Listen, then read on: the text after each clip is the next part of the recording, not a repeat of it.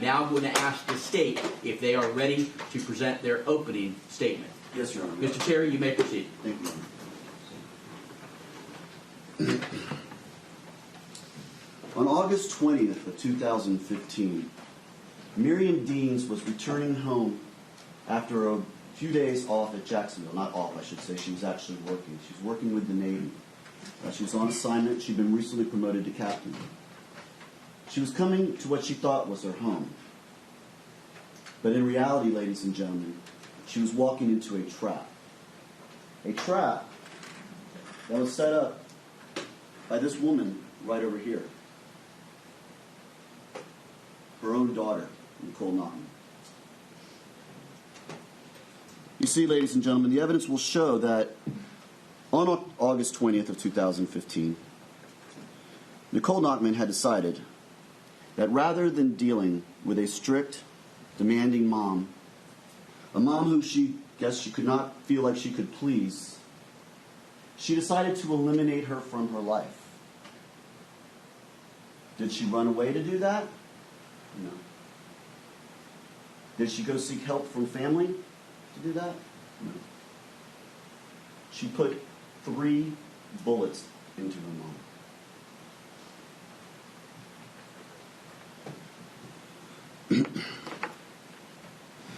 The evidence will show that on August 20th of 2015, the defendant was a young woman who was having problems handling responsibility.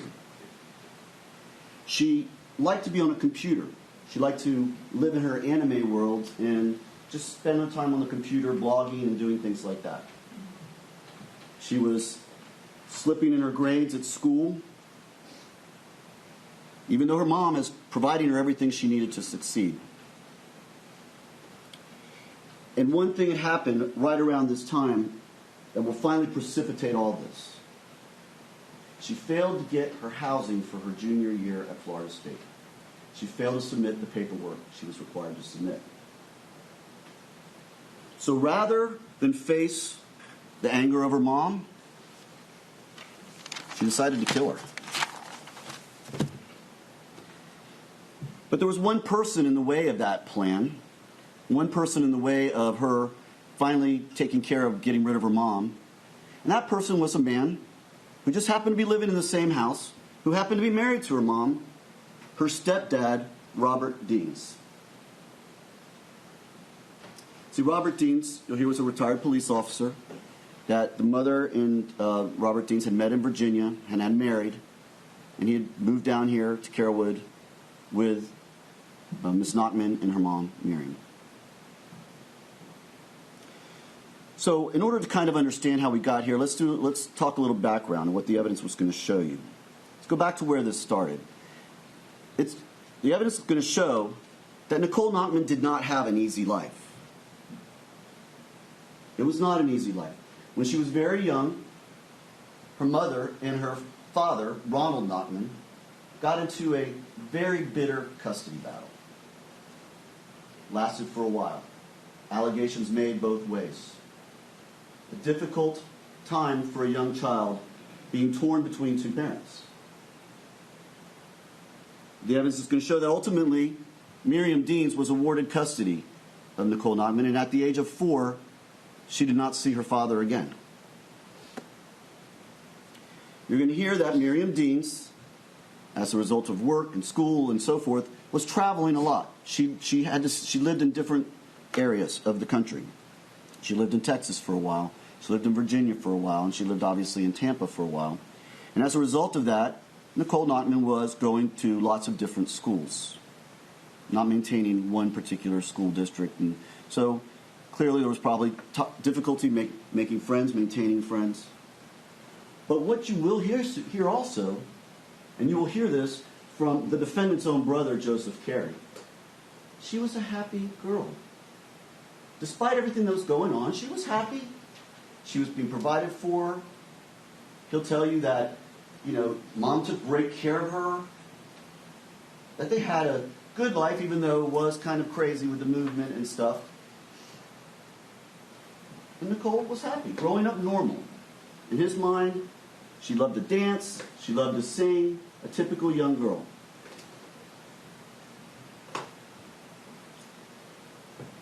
Mother stayed very involved in Nicole's life, all her life.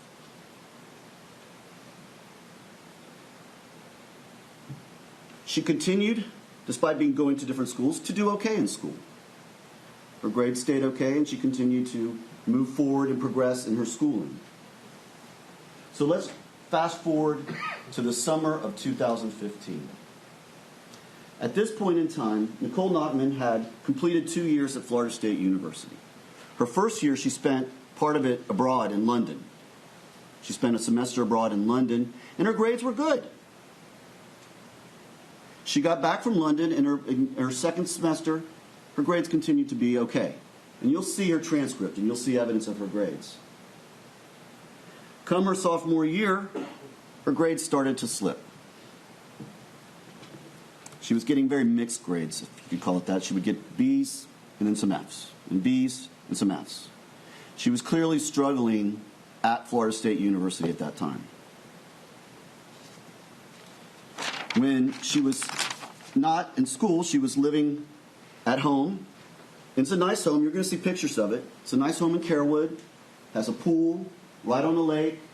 She had a couple of dogs, some cats, in a nice little subdivision in a little cul-de-sac.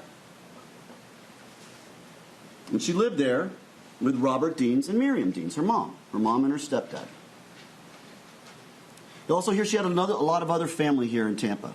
She had some uncles, she had cousins, she had a grandmother who she often stayed at her house.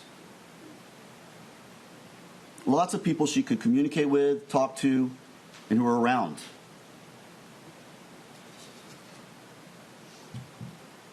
So in that summer of 2015, Nicole Nachtman went to spend a month with her older brother, Joseph Carey. And you're going to hear there's a big age discrepancy. It's almost like 12 years. Now, Joseph Carey had lived in Tampa for a little while, and when his mom wanted to move to Virginia, he didn't think it was a good idea and didn't want to go with her. So he ended up staying with his grandmother here until he graduated from high school, and he eventually joined the U.S. Air Force, where he stayed in the U.S. Air Force and continues to be working in the U.S. Air Force. He's currently now stationed in Tacoma, Washington, working for NORAD. So you're going to hear from Joseph Carey that he and Nicole Nachtman tried to spend time together during the summers, or times when they could get together. And Ms. Dienes would encourage that and would encourage Ms. Nachtman to go spend time with her older brother. And you're going to hear from Joseph Carey that summer she was there. She was quiet, introverted. She was constantly on her computer. And he had to struggle to get her to go out and do things. And he kind of thought, well, this is probably typical teenage, even though she was a little older than a teenager at this point. She's 21 years old. But, something that younger people do. He got along great with her. They confided in each other. They were confidants. You will hear that they did talk from time to time about mom. But you will not hear that Nicole Nachtman ever told him one time that her mom abused her or did anything to her. You will hear that they did talk about typical things that brothers and sisters talk about. Oh, mom, mom, demanding mom, things along those nature. Joseph Carey, her closest person, had no clue that a month later she was going to kill his mother.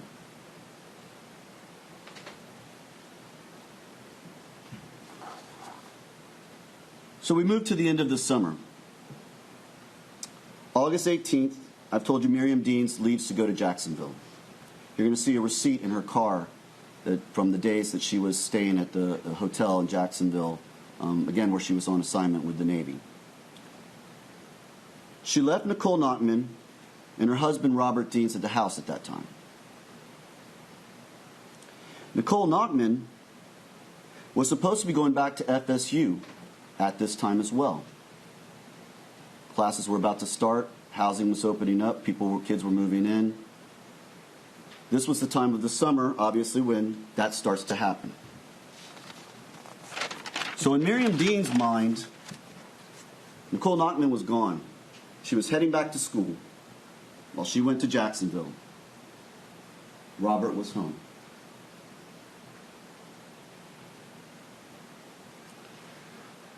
But unbeknownst to Myriam, at this point in time, Nicole Nachtman had failed to put in her paperwork. And she had no housing. On August 18th, she had no housing. She did not want to tell her mom. So on August 18th of 2015, this is where Nicole Nachtman finds herself. Enrolled at FSU, but nowhere to stay. And this, ladies and gentlemen, this is the spot where her plan takes shape.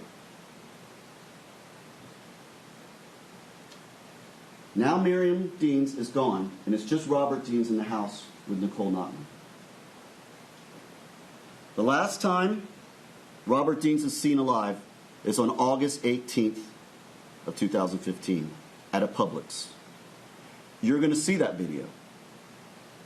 And you'll see Mr. Dienes there doing his shopping. You'll see the hat he's wearing. A blue Titleist type hat.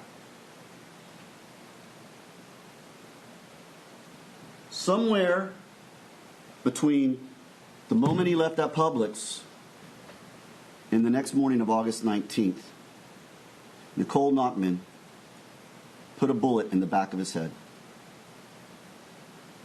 and killed him instantly.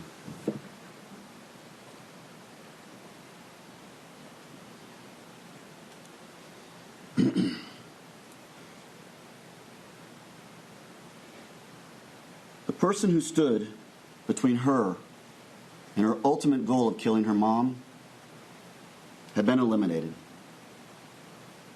And the evidence is going to show you he was eliminated with his own gun.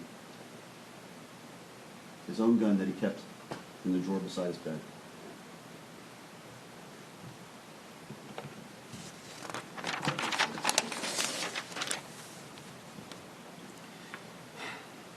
The evidence is going to show that the next morning, on August 19th, Nicole Nachtman received some good news. Her housing had been approved. Paperwork had come through. She was accepted into housing, and she had overflow housing. All she needed was a $100 deposit. She didn't have $100. Normally, she would ask her mom for $100. She doesn't do that. Obviously, she can't ask Robert Dienes because by this point, Robert Dienes is dead. And we know that, and I'll tell you why we know that in a few moments. So she calls her cousin, who lives about 2 miles north, still in Carrollowood, David Lear. And she says, "Hey, David." She calls him in the morning. "I need $100. He says, "Hey, I'm at work. Let me call you later when I get off work." He gets off, goes home around 3 o'clock, and she calls him back because he'd forgotten to call her. And she said, "Hey, I need $100. He said, "Oh, you know what? I have it with me. Come on over." You're going to hear from David Lear. He's going to testify for you. He's going to say she came over somewhere a little bit after 3, somewhere around there. Well, we know for a fact that's true because the GPS located in Nicole Nachtman's car that was eventually downloaded shows her at David Lear's residence at 3:15. Corresponding exactly what David Lear said. He said he talked to her for a little while. She seemed fine. She said she was heading up to Florida State. You will also hear that he spent a lot of time at the Dienes house. You will hear that he often helped Robert Dienes with projects around the house. You will hear that just the Friday before, he was at the house hanging out with Myriam, Robert, and Nicole Nachtman. Everything seemed fine. You're going to hear that they were just hanging out, talking, laughing. There was an issue with Nicole Nachtman not wanting to get LASIK surgery for her eyes, and her mom was encouraging her and trying to get her to do it. So David Lear was telling her, "Oh, come on, Nicole, I've done it. I had it. It's really not as bad as you think it's going to be. It's no problem at all. That's the last real memory he has of being in that house and talking with Myriam Lear and the defendant, Nicole Nachtman. So he gives Nicole Nachtman the $100. Now again, as I've told you, at this time, Robert Dienes is dead. Nicole Nachtman had dragged his body from where she shot him, had dragged him into a spare bedroom, covered him with a blanket, and locked him in. She had then gone about cleaning. She cleaned the kitchen floor. You're going to see that, and the evidence will show she cleaned the kitchen floor. She cleaned the area all around.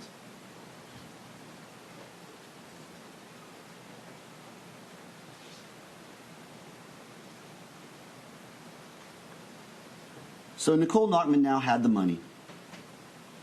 She has the money. She's got accepted in the room at FSU. She's got her car. She could have left and abandoned this plan to kill her mother. But she did not do that. The evidence will show she did not do that. After hiding the body and cleaning up the scene, Nicole Nachtman continues to set this trap for her mother. She discovers, through we don't know where, the computer or somewhere, she discovers that Myriam Lear, who's in Jacksonville, is trying to reach Robert through email on his Yahoo account. And she's telling him, I'm trying to reach you, I'm trying to call you, what's going on, why aren't you responding? The evidence is going to show that Nicole Nachtman captured that email on her phone. And you're going to hear how she tried to access that Yahoo account. How she tried to change the password on Robert's Yahoo account. All while he's laying dead in an adjoining room.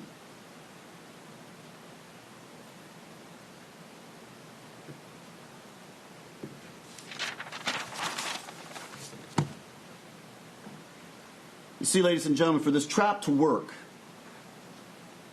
the mom could not know she was home. In order to kill her mom, she needed to surprise her mom. She needed Robert out of the way so he couldn't protect her, and she needed her mom to be completely unsuspecting.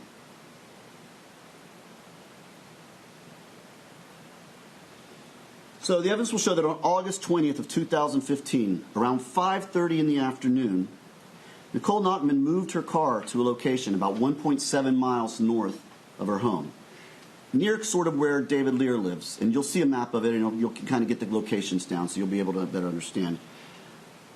And we know this, ladies and gentlemen, because of the Garmin GPS in Nicole Nachtman's car. You see, later down the road in the course of the investigation, and we'll get there in a few minutes, but down that road, her car is searched. And in that search, they find a Garmin GPS. Now, nowadays, we all have our cell phones that we use for our maps and coordinating and how to get directions and where to go. But back in 2015, and I know it doesn't seem like that long ago, most cars had these little GPS things in the car that they would use. Hers would come on every time she activated her car. And the interesting thing about a Garmin GPS, and there's going to be a person who's a technician who's going to testify and talk to you about this, is that it stores the data, the GPS points of where it's been, which is easily downloaded into a Google Earth. It stores the data points of where she's been and the times that, I shouldn't say where her car had been. So we know that at 5:30, or I'm sorry, what did I say? Around 5:30 that afternoon, her car leaves the house. Now remember, her mom now is leaving Jacksonville on her way home. She drives around, and you'll see their exact path of travel, where she goes to this little tiny cul-de-sac road north of Ehrlich Road, far enough away from her house to be out of her immediate neighborhood, but close enough to get back and forth to. Far enough away so that the car won't be observed around the house after she kills her mom, but close enough that she can get to it and get an easy, quick exit out to get to the interstate.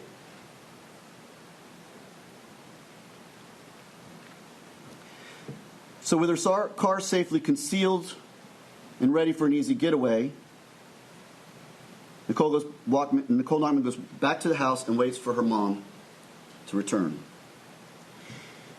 You're going to hear, you're actually going to probably hear in just a little while from two of her neighbors who lived right next door, Elizabeth Ray and Wesley Rowe. They're going to tell you that on that day, they remember seeing Nicole Nachtman walking around outside. Now, at this point, we know that Robert Dienes is dead inside. They remember seeing her walking around, and they thought to themselves, at least at one point, Elizabeth Ray thought it was weird that she was coming out of a garage side door. And then Mr. Rowe saw her putting like a book in an open window, and he thought that was very strange. So that's kind of how they remembered she was there that day. So Elizabeth Ray remembers that day because that was the day of her orientation to Sickles High School. And she had been to orientation, she'd come back, and so now she's back at home. And her mom goes out for a walk, and so she's at home with her stepdad, Wesley Rowe, and they're sitting in her room, and they're just talking about things. Now we're getting to the point where the murder takes place. Now we're about 9:30 in the evening. Myriam Dienes comes home, again, believing Nicole's gone, comes home, and a short while later, the neighbors hear 3 shots in a scream. Both of them described 3 shots in a scream. Wesley Rowe will tell you that he saw a shadow run past between the 2 houses, between his house, and you're going to see pictures of all this, between his house and the Dienes' house. Sees a shadow run by, can't say male, female, can't say anything about it, just saw someone running by. You'll hear that he calls 911, and you're going to actually hear those 911 calls. He calls 911 the first time and says, hey, you guys need to get down here. I heard what I think were shots, so on and so forth. Takes a while for them to come, and as he goes, he looks out his window and sees a body in his own driveway. So now he's definitely concerned. He calls 911 back and says, hey, listen, there's a dead body on my driveway. You guys need to get over here. So the sheriff's office shows up, and you're going to hear that when they arrive, obviously, as you can imagine, shots fired, there's a body down on the driveway, they don't know what's going on. So they go immediately to the body, obviously, to see if the person's still alive, if the person can use some emergency medical assistance, anything like that. But they realize she's dead, and so they begin to look around to see what's going on. You got to imagine these sheriff's officers have no idea who could have done this or where it's happening from, so they're calling in, they're getting backup, people are coming, other officers are coming. So they go and they tell Mr. Rowe, who called in, just you guys stay in your house. We're going to look around and see what. And they go next door and they see that the door is open. So they kind of open it up and say, "Hello, is anyone here?" You're going to hear from these 2 officers, and they're going to tell you how they went in there thinking, is there another body in here, or is there somebody else or is the person who did this hiding out in here? And they find a locked door. And so they start thinking, oh my gosh, is the person who did this locked inside that room? So they start hollering, hey, come on out. Come on out. Eventually you're going to hear that they get a hoe, and they break open that door and look inside, and they find the body of Robert Dienes. And it will become apparent very quickly that Mr. Dienes had been there for quite some time. A medical examiner will later confirm that the body had been there at least 24, more likely 36 hours in that room, based on the body's decomposition. So now they have a body that's been in a bedroom for a while at least dead, and another fresh body outside. So detectives arrive, investigation begins. As they're going through the evidence and calling around to find out who these people are, they find family members. And they talk to the neighbors, Mr. Rowe and Ms. Ray, and learn that they have a daughter, Nicole Nachtman. And they're like, yeah, and they tell the detectives, yeah, Nicole Nachtman was here earlier today. Now remember, at this point, the detectives know that body's been in there for at least 24 to 36 hours. So that means Nicole Nachtman must have been in that house or around that house at the time that Robert Dienes was dead. So she's now immediately become a person of interest for the sheriff's office. So, Detective Messer goes and meets with the family, and he first attempts and he makes a controlled phone call with Nicole Nachtman. And now you're here, but at this point, it's the morning hours. It's you know, we're talking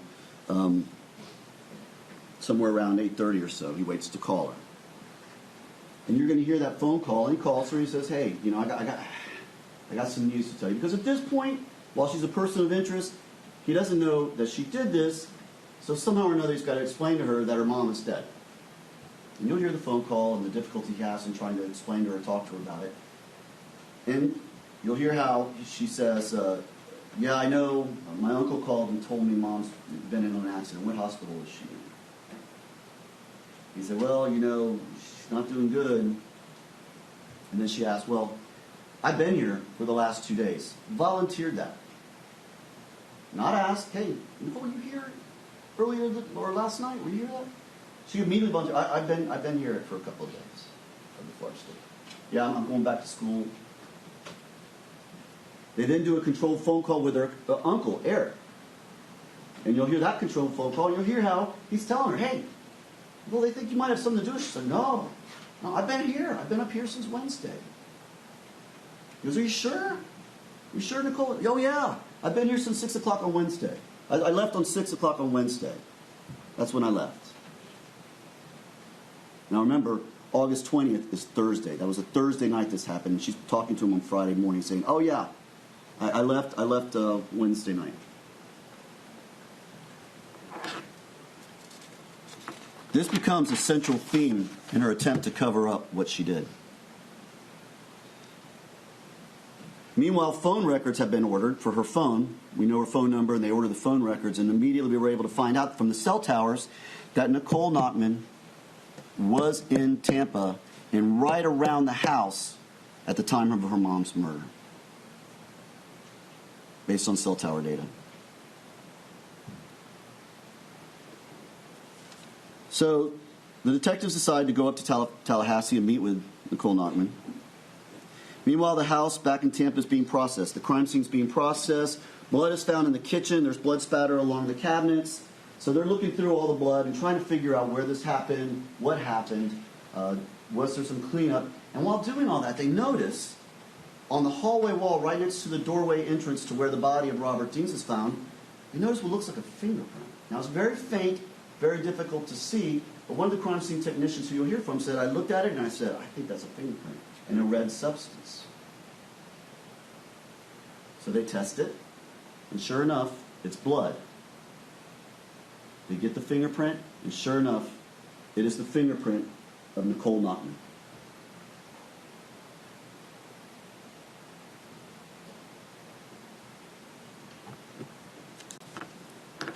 So up in Tallahassee, at Florida State University, the investigation continues. And while there, they find out, in talking to the administration, that she did not check into her dorm room until the Friday morning of August the 12th, 12 hours after her mom had been murdered. They also speak to her new roommate in the overflow housing, a woman by the name of Myriam Battle. You will hear that Myriam Battle is told, and Myriam Battle's coming here and she'll be testifying for you. You will hear that she is told when she meets Nicole Nachtman that Nicole Nachtman says to her, "If anyone asks, I've been here since I was here yesterday." Of course, Myriam Battle thinks that's very odd and tells the detectives that immediately when they ask her. Again, all part of her efforts to cover her tracks.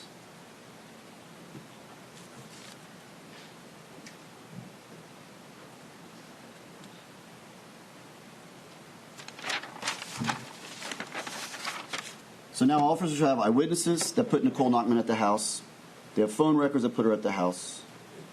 And they also know that she's lying about when she arrived at Florida State University. But around this time comes one of the most compelling pieces of evidence of all. Because during this morning hour, when detectives are calling Miss Nachtman, and her brother, Joseph, finds out word after he gets off duty that his mom has been killed, his first thought was, let me call Nicole. Oh my God, she's alone. Poor thing. Oh my God. So he calls her up, and you'll hear about that first phone call, and he's just like, we're here for you, Nicole. Don't worry, I'm getting a ticket. I'm flying down. I'm going to be there for you. Family's there. We're going to be there for you, Nicole. It's okay, okay? Don't worry about this. Everything's going to be fine. At that point, you'll hear from Joseph Carey, who will tell you that at that moment in time, he had thought, and they were all kind of under the working theory, that maybe this was a murder-suicide, that Robert had killed her and then killed himself. So, completely unsuspecting of Nicole Nachtman. Well, a little while later, he's back at the house, and he's going to make his plane reservations, and all of a sudden, he gets another phone call. And the evidence will show it's from Nicole Nachtman. And you'll say she sounded kind of happy at that moment. And he's like, hey, listen, Nicole. And at that point, he was still trying to make the plane reservation. He said, let me call you right back. Let me call you back. So he hangs up. He goes and gets the phone, and he goes to sit down to make this phone call, which he thinks this could take a while. Poor thing, right? So he sits down, and he calls her, and he's like, hey, Nicole, what's up? And she says to him, I'm going to miss you, Joey. I'm going to miss you, Joey. And of course, Joseph's like, what are you doing, Nicole? Are you going to kill yourself? Are you going to kill yourself? And she goes, oh, no. No, I'm not going to kill myself. He's like, what do you mean you're going to miss me? And she says it real quietly. Like a whisper, he says, I did. I shot.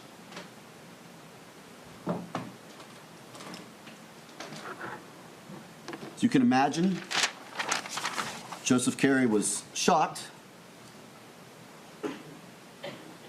He starts going, what are you talking about? And at that point, she starts crying and starts basically telling him everything.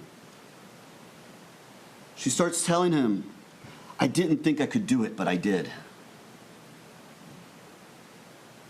When talking about killing Bob. I didn't think I could do it, but I did. She tells him, you can call me an animal, but don't call me a monster.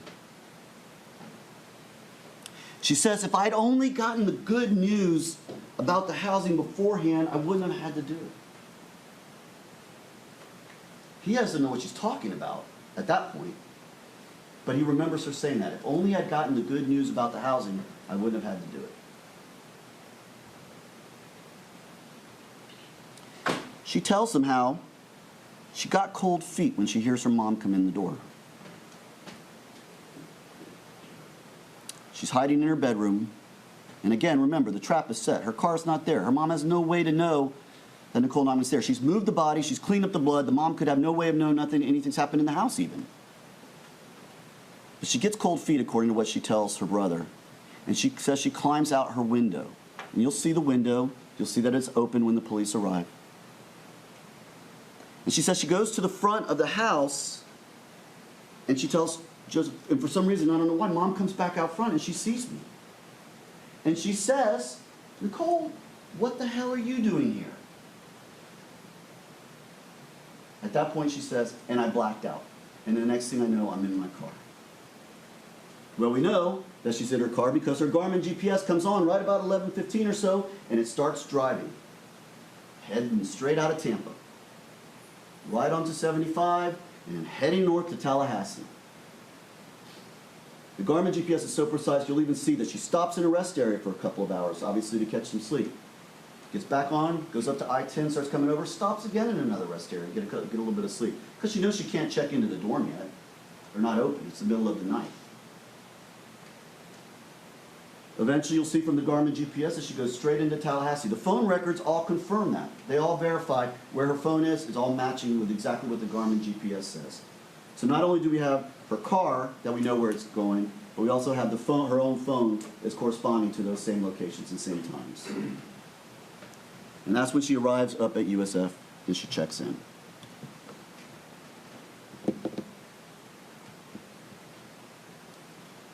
Joseph Carey eventually tells the police all of that. That day, while Nicole Nachtman, by this point, has been brought into the police department at Florida State, and she's being held there. And at this point, a detective calls Joseph Carey and says, hey, because he's heard from family members that she called and said something to him. So they call him and he asks, "Can I take the fifth?" He doesn't want to have to tell on his sister. And the detective said, "No, you can't. You got to tell me what happened." And so he tells the detective everything. At that point, Nicole Nachtman is arrested and charged with the murders of both her mom and her stepfather. And her mom, ladies and gentlemen, and I haven't even talked about the shooting, but you will hear that the stepfather, Robert Dienes, was shot once in the back of the head. And you'll see where the shot goes into the head, and you'll see that there's a hat that's in the washing machine. See, clothes had gotten washed. Bloody stuff had gotten washed in the washing machine. And the hat was pulled out of the washing machine. That same hat that he can be seen wearing in that Publix video. And in the back of that hat is a small little hole that corresponds to where that hat would be on his head. And Myriam Dienes, the medical examiner is going to testify and tell you, was shot 3 times. She was shot once right directly in the stomach. This shot had what's called soot or stippling around it, which means that the shooter was within 2 feet or so. Not too far away, pretty close range. She was then shot in the side, and I'm not saying this is the order because the medical examiner won't tell you what the particular order is. But she was also shot in the side, and then she was shot through the ear, into the back of the neck, and into the head. That's the wound that was absolutely fatal and killed her. All 3 of them obviously would have been fatal, but that one was almost instantaneous.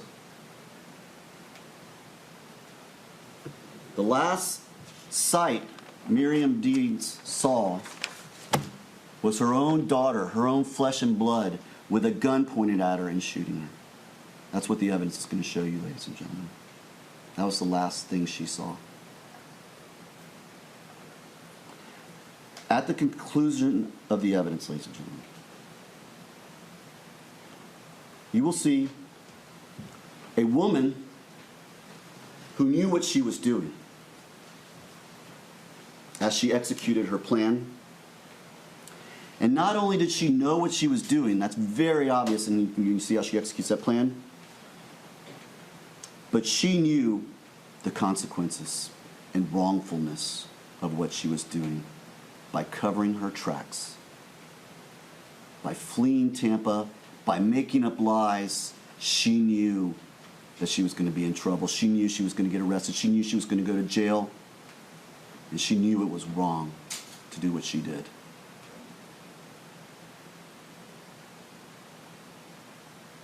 And the state has no doubt that upon hearing all the evidence in this case, you will find the defendant, Nicole Nachtman, guilty as charged of 2 counts of first-degree murder. Thank you.